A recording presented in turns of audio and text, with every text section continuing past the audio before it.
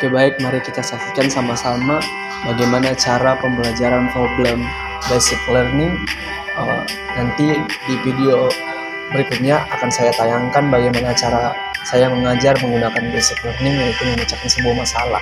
Yang masalah di sini yang saya ambil terkait dengan Pancasila sebagai ideologi negara. Jadi mari sama-sama kita saksikan bagaimana penyampaian materi dari saya. Sekian. Jika ada tanggapan mohon ditanggapi. Terima kasih. Jangan lupa di-share, di-like. Semoga video ini bermanfaat dan dapat memberikan nilai untuk mata kuliah simulasi model-model pembelajaran. Terima kasih. Oke, Assalamualaikum warahmatullahi wabarakatuh. Selamat pagi anak-anak. Hari ini kita untuk pertemuan hari ini kita akan membahas terkait dengan masalah. Jadi kan pertemuan kemarin kan Bapak sudah menyuruh kalian untuk bisa mencari masalah-masalah terkait dengan ideologi Pancasila kan. Oke, untuk pertemuan hari ini kita akan membahas terkait dengan masalah ideologi Pancasila, terus mengenai apa ideologi itu sendiri, terus hubungannya dengan Pancasila apa. Jadi Bapak akan memberikan materi, baik Bapak akan share materi kepada kalian terkait dengan Pancasila sebagai ideologi negara. Oke, di sini Pancasila sebagai ideologi negara. Sebelum Bapak masuk ke dalam materi menjelaskan terkait Pancasila sebagai ideologi negara, Bapak ingin bertanya kepada anak-anak semua, kira-kira ada yang tahu nggak terkait dengan ideologi, terus ada yang terkait dengan Pancasila, boleh angkat tangan dan menjawab.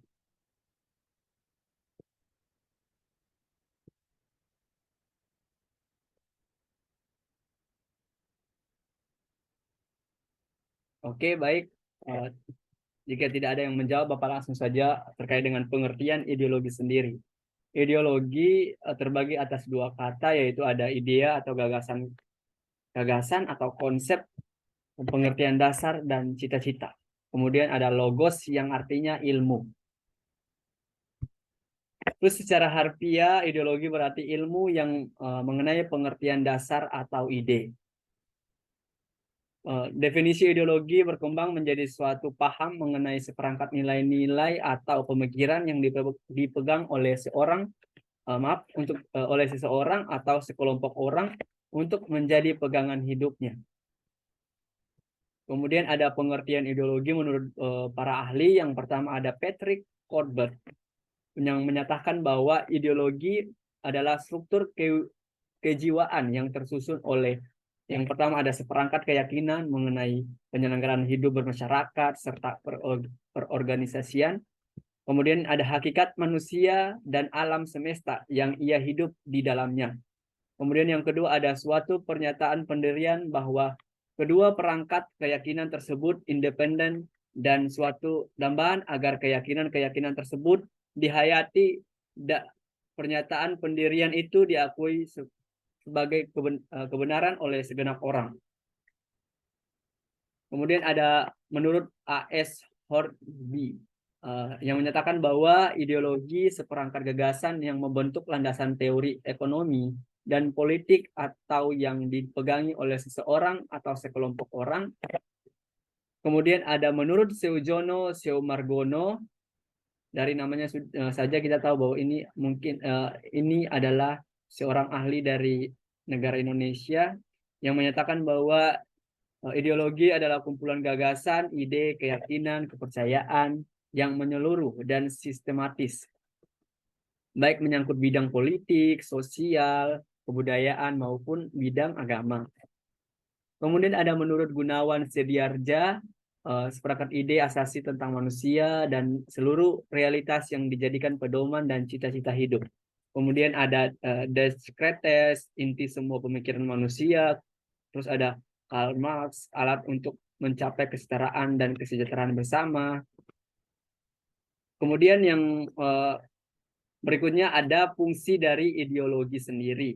Sebelum Bapak menjelaskan terkait dengan fungsi ideologi, dari penjelasan yang tadi Bapak sampaikan terkait dengan pengertian ideologi, terus ada beberapa para ahli yang mengemukakan pendapat mereka tentang ideologi. Kira-kira ada anak-anak yang tahu tentang fungsi dari ideologi itu sendiri nggak? Boleh ajukan tangan. Oke, jika tidak ada yang tidak mau ditanyakan, lanjut terkait dengan Bapak menjelaskan dengan fungsi ideologi. Jadi fungsi ideologi adalah yang terbagi menjadi beberapa bagian, yaitu yang pertama sebagai tujuan atau cita-cita yang hendak dicapai bersama oleh suatu masyarakat. Dalam artian nilai yang terkandung dalam ideologi menjadi cita-cita atau tujuan yang hendak diwujudkan dalam kehidupan bermasyarakat. Yang kedua ada sebagai pemersatu masyarakat dan juga menjadi prosedur penyelesaian konflik yang terjadi di dalam masyarakat. Terus ada sebagai sarana untuk memformalisasikan dan mengisi kehidupan manusia. Terus sebagai jembatan penggeseran kehendaki kekuasaan. Terus ada sebagai kekuatan yang mampu memberi semangat dan memotivasi individu, masyarakat maupun bangsa. Terus yang berikutnya ada macam-macam ideologi di dunia. Jadi bukan hanya ideologi ini bukan hanya ada di negara kita, tapi ada juga di seluruh dunia. Jadi macam-macam ideologi di dunia. Yang pertama ada liberalisme, fasisme, sosialisme, dan komunisme. Kemudian sebelum Bapak melanjutkan, dari macam-macam ideologi yang tadi Bapak sebutkan, ada liberalisme, fasisme, sosialisme, komunisme. Kira-kira dari peserta didik ada enggak yang tahu terkait dengan apa itu liberalisme maupun fasisme maupun sosialisme kemudian komunisme? Boleh ajukan tangan untuk bertanya.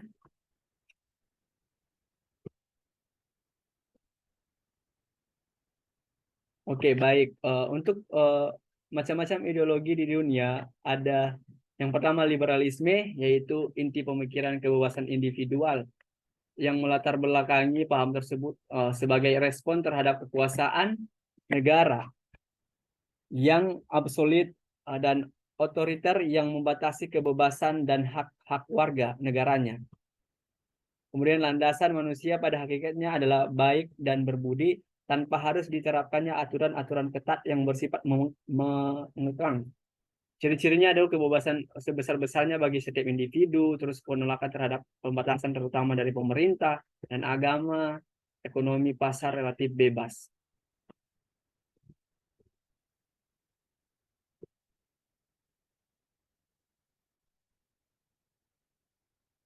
Oke, baik. Yang kedua yaitu ada fasisme, inti pemikiran yakinlah, tunduklah, dan berjuanglah. Kemudian latar belakang terkait dengan fasisme ini, perkembangan di paham praktisme di Italia. Kemudian ada landasan negara dan pemerintah harus bertindak keras agar ditakuti oleh rakyat. Intinya negara diperlukan untuk mengatur masyarakat. Kemudian ada ciri-ciri kekuasaan dipegang oleh pemerintah yang dapat berubah koalisi sipil, militer, atau partai yang berkuasa saat itu. Kemudian ada rakyat diperintah, pemerintah mengatur segala yang boleh maupun tidak boleh dilakukan rakyat. Kemudian ada sosialisme, yaitu inti pemikiran kolektivitas. Kemudian ada latar belakangnya itu menentang adanya kepemilikan pribadi. Kemudian ada landasan masyarakat dan juga negara adalah satu pola kehidupan bersama. Manusia tidak bisa hidup sendiri-sendiri dan manusia akan baik serta layak kehidupannya jika ada kerjasama melalui fungsi yang dilaksanakan oleh negara. Kemudian ciri kesamaan kesempatan bagi semua orang, penghapusan sebagian besar hak milik pribadi dan negara, terus ada negara tanpa rata. Kemudian ada paham yang terakhir yaitu ada komunisme. Ideologi komunisme latar belakangnya yang ditulis oleh Karl Marx dan Friedrich Engels sebagai sebuah manuskrip politik yang pertama kali diterbitkan pada tahun 1948, 21 depannya tanggal 21 Februari. Landasan ada penolakan kondisi masa lampau, analisa yang cenderung negatif terdapat situasi dan kondisi yang ada. Kemudian ada ciri-ciri yaitu ada kesempatan bagi semua orang, penghapusan seluruh besar hak-hak milik pribadi, negara tanpa strata, kemudian pemerintah otoriter.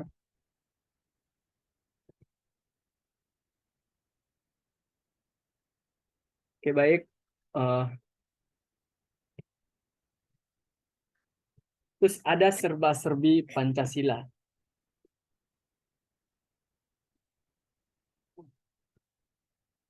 Terkait dengan Pancasila, serba-serbi Pancasila, yang pertama ada sejarah lahirnya Pancasila. Di sini pada tanggal 7 September 1944, pemberian janji kemerdekaan oleh Perdana Menteri Jepang, kemudian tanggal 29 Mei, perumusan falsafah Pancasila oleh Muhammad Yamin, kemudian ada tanggal 1 Juni 1945, ada tepatnya hari lahirnya Pancasila, terus yang tanggal 18 Agustus 1945, penetapan Pancasila sebagai dasar negara. Jadi Pancasila lahir itu pada tanggal 1 Juni 1945, kemudian ditetapkan sebagai dasar negara Indonesia pada tanggal 18 Agustus 1945. Terus pengertian Pancasila sendiri, sebelum Bapak menjelaskan mengenai terkait dengan apa sih terkait dengan Pancasila, pengertian Pancasila sendiri, mungkin ada anak-anak yang pernah mendengar terkait dengan Pancasila, boleh acungkan tangan untuk menjawab. Oke, baik. Jika tidak ada, langsung saja pengertian Pancasila dari segi etimologi. Yaitu ada panca yang artinya 5, terus sila tingkah laku yang baik, kemudian Pancasila yaitu 5 tingkah laku yang baik.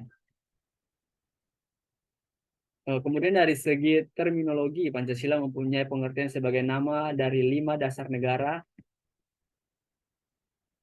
Terus ada dalam butir-butir Pancasila, sila pertama terdapat beberapa butir. Yang pertama ada 7 butir. Sila pertama, ada yang tahu nggak terkait dengan sila pertama, bunyi sila pertama dalam Pancasila? Ya, baik, ketuhanan yang Maha Esa, kemudian yang kedua ada kemanusiaan yang adil dan beradab. Terus yang ketiga ada persatuan Indonesia. Yang sila kedua terdiri dari 10 butir, sila ketiga terdiri dari 7 butir, sila keempat terdiri dari 10 butir, dan sila kelima terdiri dari 11 butir. Jadi semua ada 45 butir Pancasila. Terus fungsi dari Pancasila sendiri sebagai dasar negara Republik Indonesia, kemudian merupakan jiwa dan kepribadian bangsa, terus pandangan hidup atau falsafah hidup bangsa. Terus kaitan yang terkait dengan Pancasila sebagai ideologi negara, tadi kan Bapak sudah menjelaskan terkait dengan ideologi sendiri, terus Pancasila sendiri, terus terkait dengan apa yang perlu kita bahas di sini, yaitu masalah yang perlu kita bahas, dan teman-teman sudah mempelajari semua terkait dengan Pancasila sebagai ideologi, yakni Pancasila sebagai ideologi adalah cara pandang dan metode bagi seluruh bangsa Indonesia untuk mencapai cita-cita, yaitu masyarakat yang adil dan makmur sesuai dengan nilai-nilai yang terkandung dalam Pancasila. Jadi terkait dengan ideologi, tadi kan Bapak sudah menjelaskan mengenai ideologi-ideologi yang ada di Indonesia. Terus ini mengenai Pancasila sebagai ideologi ini, kita berbicara terkait dengan Indonesia sendiri. Kemudian ada sifat-sifat Pancasila sebagai ideologi negara, yaitu ada bersifat terbuka, yang artinya nilai-nilai dan cita-cita digali dari kekayaan adat, istiadat, budaya, dan religius masyarakatnya. Terus ada menerima reformasi, kemudian penguasaan bertanggung jawab pada masyarakat sebagai pengembangan amanah rakyat. Kemudian ada yang bersifat komprehensif, di mana mengakomodasi nilai-nilai dan cita-cita bersifat menyeluruh tanpa berpihak pada golongan tertentu, atau melakukan transformasi sosial secara besar-besaran menuju bentuk tertentu. Kemudian ada mengapa dinamakan ideologi Pancasila. Yang pertama, nilai-nilai falsafah yang mendasar dan rasional teruji kokoh dan kuat sebagai dasar negara. Terus nilai-nilai Pancasila sesuai dengan budaya Indonesia, terus mampu mengakomodir berbagai kepentingan masyarakat yang majemuk dan beragam.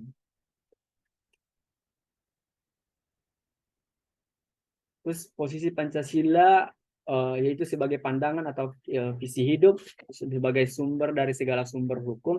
Jadi selain sebagai pandangan hidup, Pancasila ini juga sebagai sumber dari segala bentuk sumber hukum. Jadi semua sumber hukum bisa berdasarkan juga terkait dengan Pancasila. Terus kelebihan dan kekurangan Pancasila sebagai ideologi negara. Di samping Pancasila sebagai ideologi negara memiliki kelebihan maupun kekurangan. Kelebihan yang pertama dapat membawa Indonesia ke arah yang lebih adil dan makmur. Kemudian ada merupakan jalan tengah antara liberal dan komunis. Jadi ideologi yang ada di dunia ini, contohnya kayak liberal, komunis, itu tidak diperbolehkan di negara kita sendiri. Terus ada memberi inspirasi akan tata masyarakat bebas, menjadi sumber etik sosial sebagai instrumen politik untuk melihat kinerja pemerintah dan untuk melawan ketidakadilan sosial. Terus, selain kelebihan, Pancasila sebagai ideologi negara juga memiliki kekurangan. Yang pertama, memberi kesempatan bebas yang cenderung menjadi anarki. Kemudian adanya kemungkinan masuknya kepentingan neoliberal, kemungkinan ada terlalu normatif, dianggap tidak jelas karena hanya mengambil jalan tengah. Terus Pancasila justru membuat bangsa mengambil keburukan liberal dan komunis bersama-sama. Perbandingan apa sih? Perbandingan antara tadi ideologi yang ada di dunia dengan ideologi Pancasila sendiri yang ada di negara kita sendiri, negara Republik Indonesia.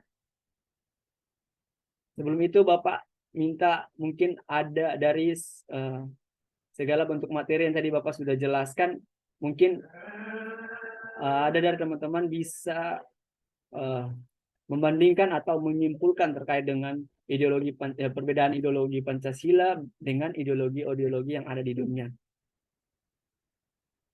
Sebelum Bapak jelaskan, Bapak minta anak-anak bisa menjelaskan terkait perbandingan ideologi Pancasila dan ideologi dunia. Mungkin ada yang bisa menjelaskan? Oke, baik. Langsung saja terkait dengan perbandingan ideologi, karena anak-anak tidak bisa menjawab. Langsung saja.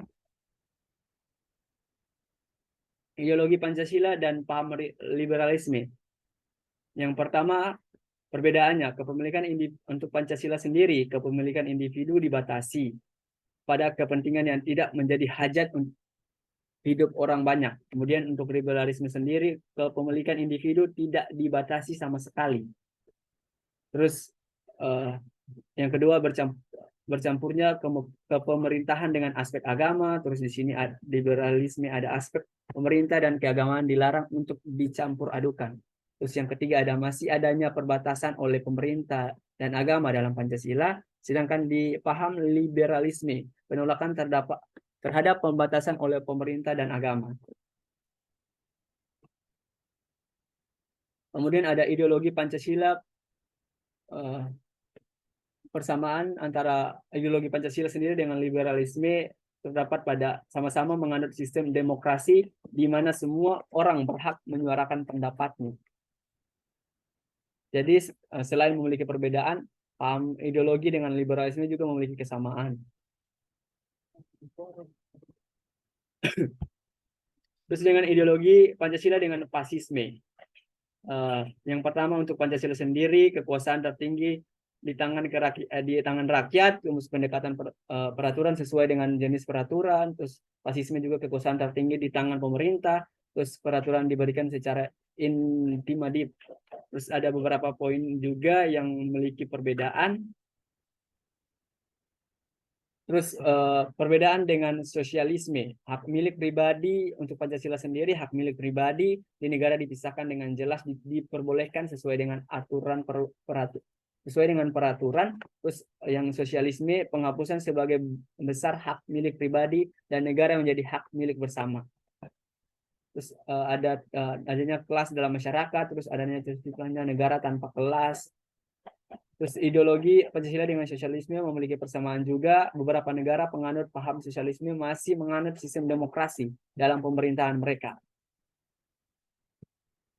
Kemudian Pancasila dengan komunisme anak-anak bisa lihat di sini ada hak milik pribadi dan negara dipisahkan dengan jelas, sedangkan komunisme penghapusan seluruh hak milik pribadi dan negara menjadi hak milik bersama.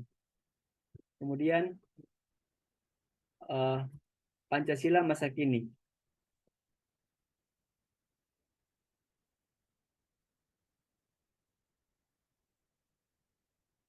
Baik, mungkin itu saja materi ini adalah bentuk materi yang nanti kita bahas di pertemuan selanjutnya. Mungkin dari penjelasan Bapak terkait dengan masalah-masalah terkait dengan ideologi Pancasila sendiri.